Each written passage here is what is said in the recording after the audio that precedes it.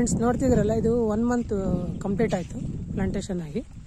So ನಾನು ಇವತ್ತು second round fish amino acid ಮತ್ತು ಅಡಿಷ್ನಲ್ ಆಗಿ ಇವತ್ತು ಪಂಚಗವ್ಯ ಸೇರಿಸ್ತಾ ಇದ್ದೀನಿ. ಸೊ ಪಂಚಗವ್ಯ ಮತ್ತು ಫಿಶ್ ಅಮೈನೋ ಆ್ಯಸಿಡ್ ಸ್ಪ್ರೇ ಮಾಡ್ತಾಯಿದ್ದೀನಿ.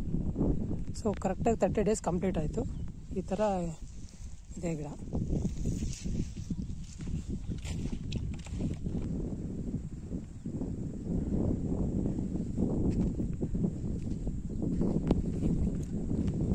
ಸೊ ಲಾಸ್ಟ್ ವೀಕ್ ನಾನು ಇದಕ್ಕೆ ಮೈಕೋರೈಜಿಯಾ ಪಂಚಮ್ ಗೋಲ್ಡ್ ಗ್ರಾನ್ಯೂಲ್ಸು ಮತ್ತು ಸೀವೀಡ್ ಬಯೋವಿಟ್ಯಾಕ್ಸ್ ಗ್ರಾನ್ಯೂಲ್ಸು, ಆಮೇಲೆ ಆರ್ಗ್ಯಾನಿಕ್ NPK ಗ್ರಾನ್ಯೂಲ್ಸ್ ಹಾಕಿದೆ, ಗೂಗ್ಲಿ ಅಂತ, ಈ 3 ಮಿಕ್ಸ್ ಮಾಡಿ ಹಾಕಿದ್ದೀನಿ.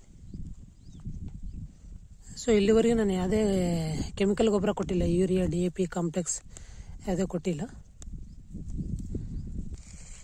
ಸೊ ಈ ಥರ ಇದೆ ಗ್ರೋತ್ 1 ಮಂತ್ಗೆ.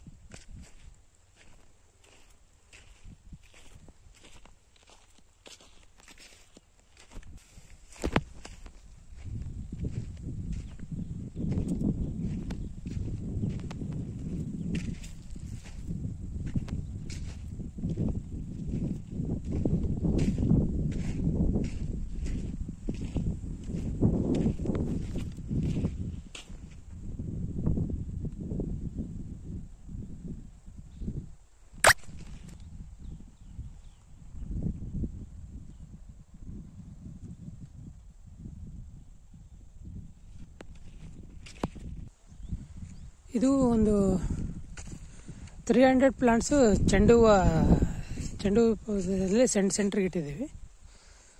ಸೊ ನೀವು ನೋಡ್ಬೋದು, ಹೊರಗಡೆ ಖಾಲಿ ಫ್ಲಾಟ್ಗಿಂತ ಚೆಂಡು ಹೂವಿನಲ್ಲಿರೋ ಗಿಡ ಸ್ವಲ್ಪ ಸ್ಟ್ರಾಂಗ್ ಆಗಿದೆ, ಗ್ರೋತ್ ಚೆನ್ನಾಗಿದೆ.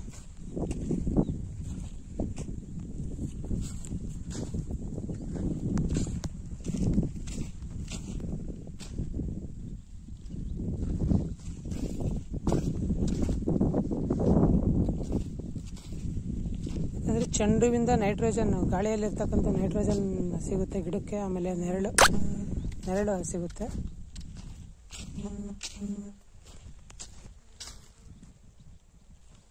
ಚೆನ್ನಾಗಿದೆ ಚೆಂಡು ಹೂವಿನ ಗಿಡ, ಖಾಲಿ ಗಿಡಕ್ಕಿಂತ ಇದರಲ್ಲಿ ಸ್ವಲ್ಪ ಫ್ರೆಶ್ ಆಗಿ ಗ್ರೋತ್ ಜಾಸ್ತಿ ಇದೆ ಇದಕ್ಕೆ.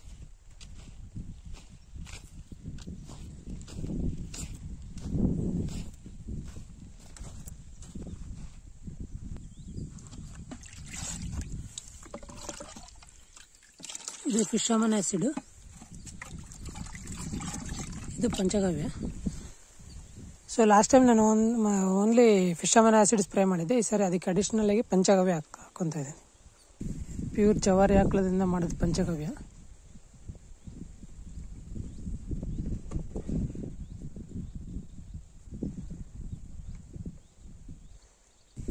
ಸೊ ಎವ್ರಿ 15 ಡೇಸು ಸ್ಪ್ರೇ ಮಾಡಬೇಕು. ಮಂತ್ಲಿ ಒನ್ಸು ಡ್ರಿಂಚಿಂಗ್ ರೂಟಿಗೆ ಕೊಡಬೇಕು.